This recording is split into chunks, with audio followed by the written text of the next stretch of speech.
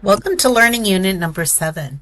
In this learning unit, which is extended because of our upcoming fall break, and you can see the dates here, we are going to be looking at measuring and evaluating health promotion programs along with trends in health promotion.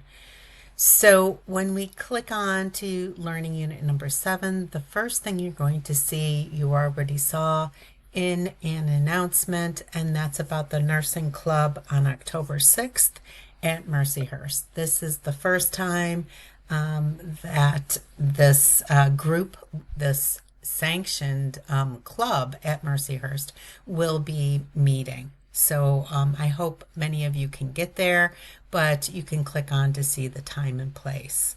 So for you're watching this video, and for the outcomes, please remember that it is a longer unit, so you are extended as far as time that you have to complete.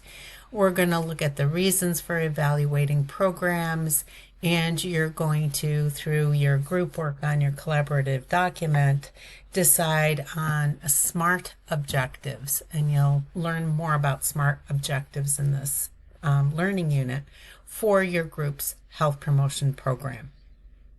And you're going to also be able to assess the quality of mobile health, or they also call it mHealth applications that can be used, and perhaps come up with an application that you may want to include in your health promotion program. So you're starting by reading chapter 12, and that's the health promotion trends. And I'll tell you, they're very informative and very interesting. But I would say to focus on these trends. We will come back to some of this information in future learning units. And you're going to read your all the content that I have posted. You're going to work on your collaborative document, and that's going to be what your expected SMART objectives for your health promotion program are. And you're going to have your discussion board number 7. Please note there are going to be 2 options. You pick one or the other. And I'm going to go over your midterm assignment, which is entitled U.S. Preventive Services Task Force Assignment. That is due next learning unit. So that won't be due until the end of learning unit number 8. So this is the readings again. You can click on and see exactly what trends I was hoping you would read through. This is a research article, effectiveness of mobile app-based, mHealth for psychological or mental health. And I ask you to just read, page 1 is the abstract of this research article. Page 2 gives you more information about mHealth apps, and then read the conclusion on page 14. I do not expect you to get through a research article such as this. Now, this might be an article that you find helpful for your health promotion program, so feel free to use it as such. And maybe read through all of it. But pages 1, the abstract, is essential, and page 2 is usually where they do a review of the literature on mHealth. So before they start their study. So you may want to, or I hope you read through that. Then criteria to assess quality. This I took from another source, a book that we used to use for health promotion, and you're going to need to review that information when you're doing your discussion board. And evaluating sources for credibility, that's a short video, and I think you're going to find that helpful. Then there's what are SMART objectives. Here is an infographic as far as that they are specific, measurable, achievable, relevant, and time-bound. So that's what the SMART acronym stands for. And here's a little bit about specific. They're asking you who and what, measurable, by how much, achievable, how is this achievable? Is it relevant? Why is it relevant to your population? And when, as far as the time bound status. So that's just a good way to look at it. Then this is an excellent tool for writing your objectives. So writing SMART objectives. I'm not asking you to go back for the goal. You can definitely look at that. That's quick enough. Click on here. What are SMART objectives? It starts with this infographic, and how do you write them? So here it goes through again a little bit more, and you're going to be benefited by this. And as I'm going over this and doing this video, I recognize that there is a source that is missing. So it is a document that I put together, so you will find it somewhere in here, but there's going to be another document that you're going to be reading. For some reason it is not showing. So that is your group project, your collaborative document is going to be determine what your SMART objectives are. Okay, so you're going to be working on topic number 4, and you're going to see your group's collaborative documents right underneath as we get towards that time.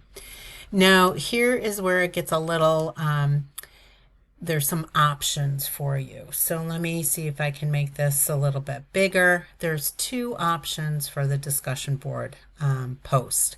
First of all, after reading those pages that I noted in the effectiveness of mobile app-based, that's the title of the research article, and reviewing the documents, one entitled Mobile Health Apps and the Criteria to Assess. It's the mobile health apps that wasn't showing, so I will have that up. So after reading through this information, based on your readings, I want you to provide a written summary of the use of medical technologies or health apps in health promotion programs, so specific to programs. And then I want you to share an app that you found that might be helpful for your health promotion program. If you can't locate one, share your process of what you did to try to find one, because that would seem odd. It seems like there's many different mobile health apps. Some you do need to pay for. I will give you a source of some free ones. Based on, again, your readings, does the app meet the criteria? There's criteria noted in this article, the one that I showed you that I took from another book. So did it meet that criteria? Did it meet all of it? Did it meet some of it? And yes or no, why or why not? And make sure you reply to one of your classmates' posts.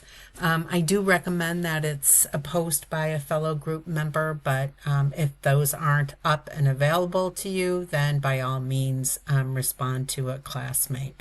So your original response, your post will be due on Sunday evening, and then you won't have to reply to a classmate's post until October 9th. That's the Wednesday. It's the last day of our, actually it's October 8th, my mistake. So I will change that too. I love going over this because I can see what needs changing until October 8th, which is the last day of this learning unit. Option 2 is attending the nursing club meeting on October 6th. And you can see the announcements page, and you noted that I had it right in this learning unit. But then after reading the research article and the documents as your classmates who chose the first option did, the readings are the readings. Those are assigned for this week. But you're going to just share an app that you found that could be helpful and whether or not that app met the criteria to assess quality health apps. So you're doing 2 of the things that your classmates were doing above, but you're not doing a summary. of the readings. And then I want you to just add a little note saying, I did attend the meeting on October 6th. And then I am likely or I'm not likely to attend another meeting.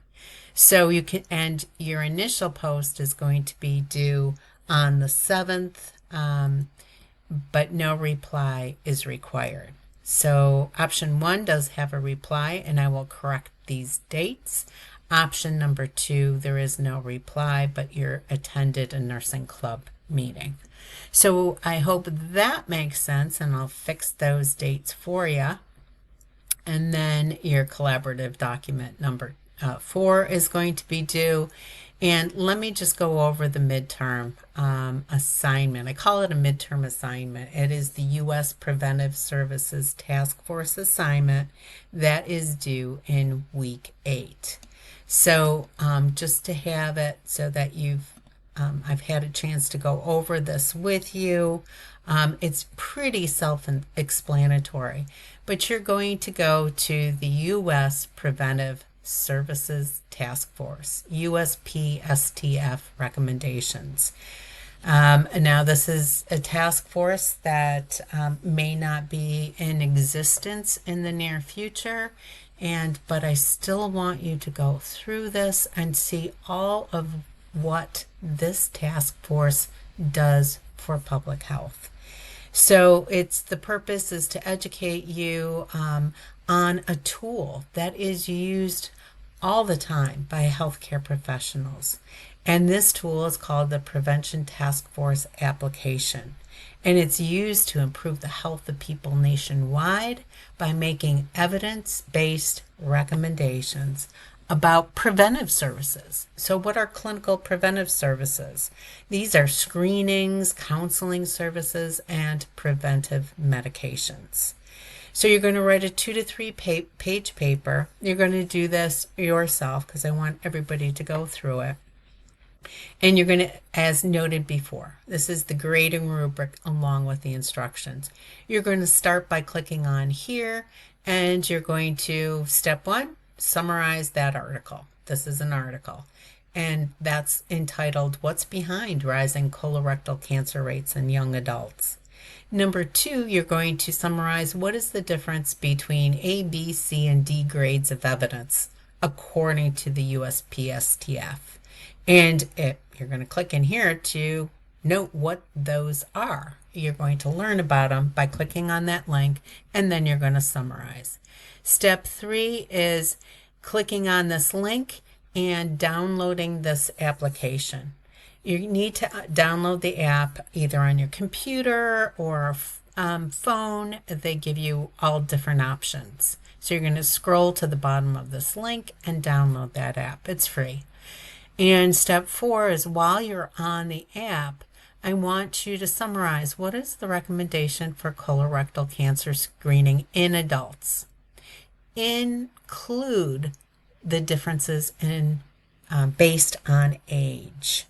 So under grade A, you're going to see adults 50 to 75. B is 45 to 49.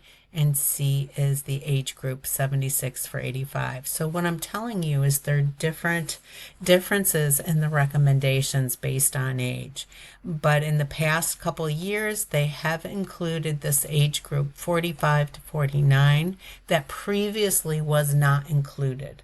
It was not recommended as of I think 3 or 4 years ago, and in the past. Before 4 years ago, it was not recommended that adults aged 45 to 49 were screened. It is now based on the evidence. And I do have a daughter who is 45 years old, and she went to her primary care provider last year when she turned 45, and her PCP said, you need to get colorectal cancer screening. She goes, okay, what do I need to do? Her PCP recommended a colonoscopy. The colonoscopy was done and found colorectal cancer. And we have no family history. My daughter lives in Southern California. She had no risk factors for colorectal cancer, eats healthy, exercises, etc., she did have colorectal cancer. A polyp over a period of years had changed to a cancerous tumor. She had surgery and chemotherapy. She's a year out and she's doing well. Had she not had this, it would have most definitely by age of 50 metastasized. So I'm very grateful, and she's very grateful. So this is one of the things based on the evidence. We are looking at what this group is recommending to physicians and to lay people. And so while on this app, also look and briefly discuss another topic of interest to you. You do that by just clicking on topic and briefly discuss what you found. It doesn't have to be APA, but make sure it's clear. I can read it. It has your name on it, and the spelling and grammar are correct. That will be due next learning unit, and that's where you're going to find the Dropbox.